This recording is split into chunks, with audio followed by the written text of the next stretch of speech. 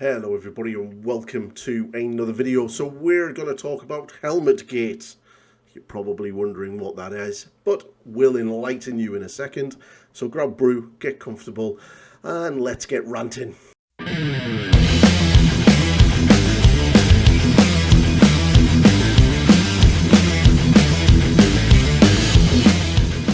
Okay, so what is Helmet Gate and why have I got a random article from IGN, who are basically just cesspool journalism right now? So basically, if you haven't been living under a rock and have not really noticed what's been going on in the Space Marine community right now, we've had a number of patches over the past week or so.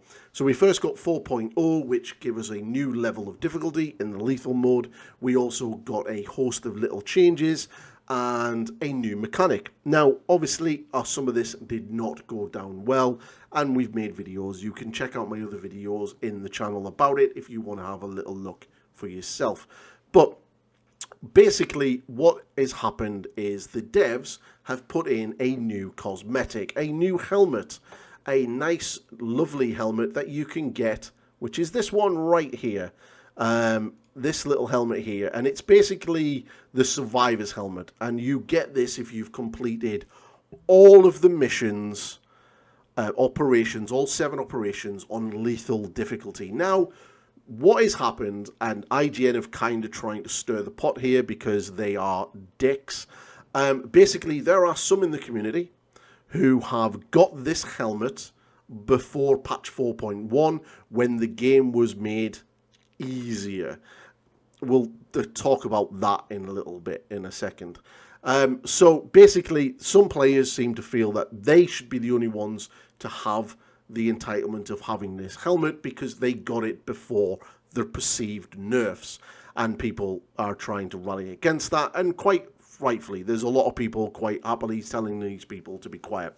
So what we're going to do is we'll talk about it. So, and what IGN are doing is basically their usual sort of attacking of the Space Marine community and the game, and the article itself is absolutely horrendous. It's just so bad. It's typical of IGN. Bear in mind, IGN scored Space Marine 2 worse than the Golem game. That just says it all. They don't really like Space Marine. They don't like Warhammer. They don't like the Warhammer community. They don't like the Space Marine 2 community because we're all fascists. And basically, this is their push to turn the Warhammer community and the Space Marine 2 community into the new front line for their supposed culture war, when quite honestly the vast majority of us normal people couldn't really give two shits about them and just want to play an absolute epic awesome game, which is what Space Marine 2 is, and also the fact that Warhammer is amazing and we really don't care about any of that crap. We just want to roll dice, play with our toy soldiers, and really have a lot of fun. Just go and argue on the internet. Leave us alone, okay? But anyway, so we're going to talk about this. So what is it? What has happened? So basically, there are players out there who believe that this helmet should not be rewarded to anybody who gets the helmet after 4.1 because of the opposing nerfs. Now, this is a little bit crap because, quite honestly, it's a really kind of a crappy sort of mentality to have. I have personally completed most of the missions on lethal difficulty. I have a full-time job. I'm not able to spend hours upon hours upon hours playing the game to get all 7 of them done because they can take, up to an hour at a time. And they are difficult. Like, lethal difficulty right now is still difficult. So, it's not the fact that I don't have the skill. I will get all 7 done. So I will personally get it. But so am I not entitled? Am I not allowed to have that helmet because I've put the effort and the work in to get it? Because I got it after 4.1. So if you want to look at that kind of a mentality and we want to equate it to another game, let's look at World of Warcraft as a really good example for this. They have a thing called raiding. And in there, they have a seasonal thing known as the Race the World First. So the top 1% of players, the top guilds in the world, have a race to see who can clear this raid and kill the end boss first and have the title as Race the World First. They were the world first winners. Now, bearing in mind, they are the first ones to get into this raid at that difficulty, and they get all of the rewards and all of the loot and everything else that everybody else is going to get anyway. The difference is they make a lot of money from the streaming and the sponsorships and the prestige of being the first ones in the world to kill this boss. Pretty epic, and if you're a gamer, that's your kind of bag. Now, the thing is, and here's the thing, all these people turning around and saying that you shouldn't be allowed to get that helmet, or they should get a different type of helmet because they got it before the patch, is a little bit elitist.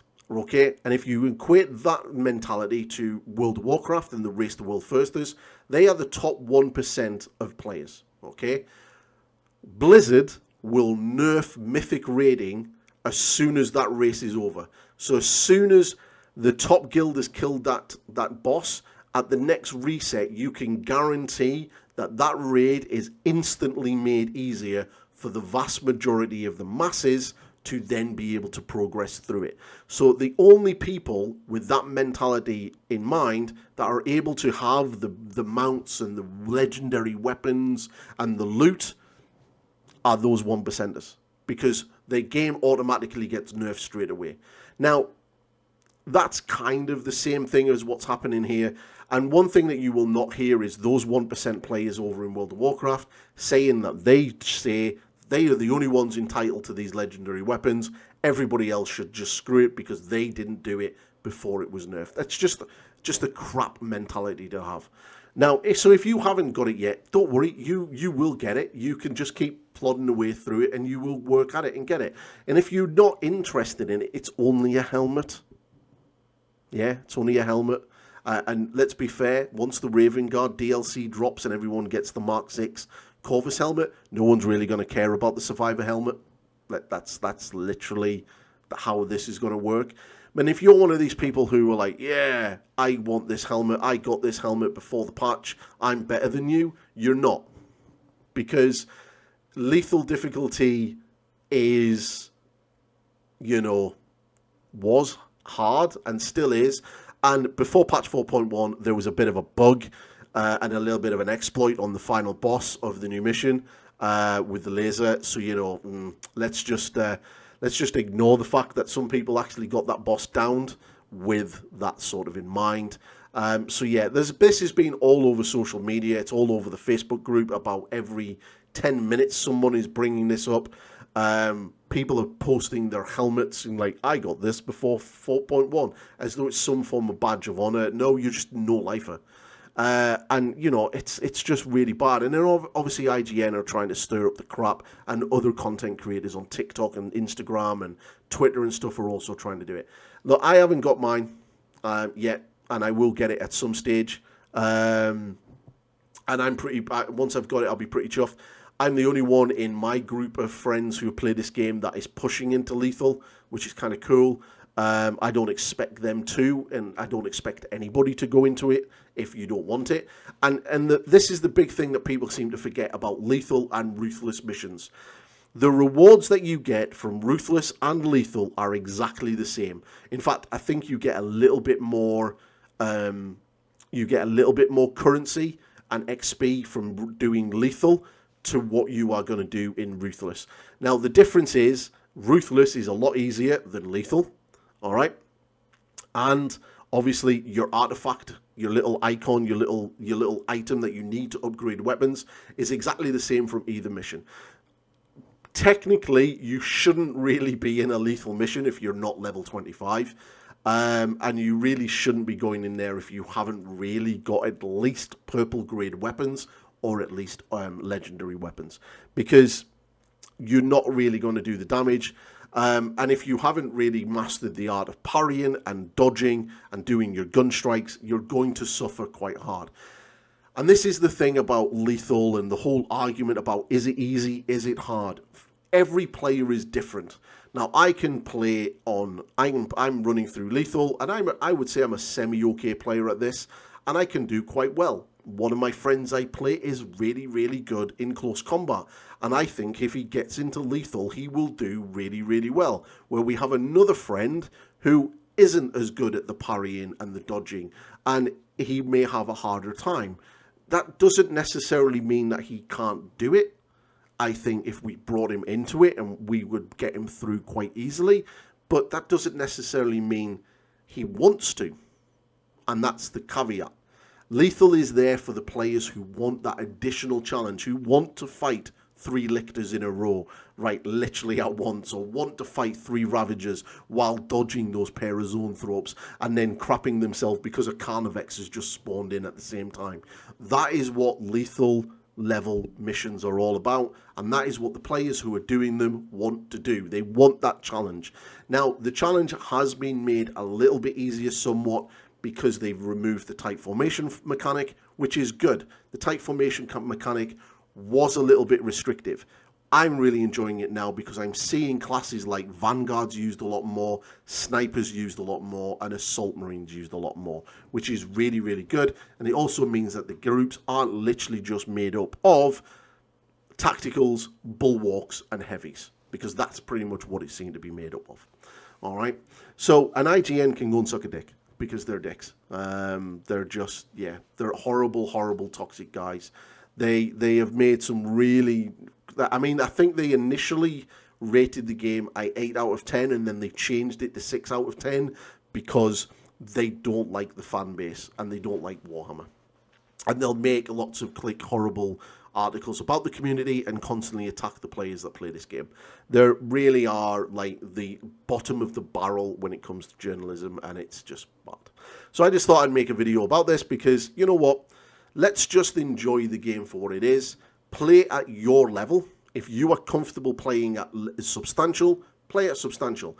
If you want to push yourself into ruthless, you play at ruthless. If you do not want to go into lethal, you do not need to go into lethal. Do not feel pressured to go into it just for the sake of a helmet cosmetic, which, to be fair, in a few weeks when we get the Dark Angel cosmetics, and then next year in a few months we get the Raven Guard cosmetics, no one's really going to give a shit about it, okay?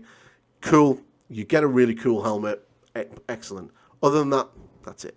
So that's the video, everybody. If you like what I'm doing, please like, subscribe, share, and all of that jazz. And obviously you can check out my members and Patreons if you want to help me and others. And I will be getting back to doing some streaming, and we will be doing some PvP because I've neglected PvP somewhat of late, and I need to get back in and purge some Chaos Space Marines. But I have a lot more videos planned for Space Marine 2. I have a plan talking about some classes that I think could fit into the game quite nicely, plus a bonus one, and how I think they would work, and some of the problems that these classes may bring to the game, because this is something that is often overlooked when it comes to wish listing for things like this. And I've also got some nice 40k and hobby content on the horizon too. So thank you for all your support, and I will see you in the next video. Goodbye for now.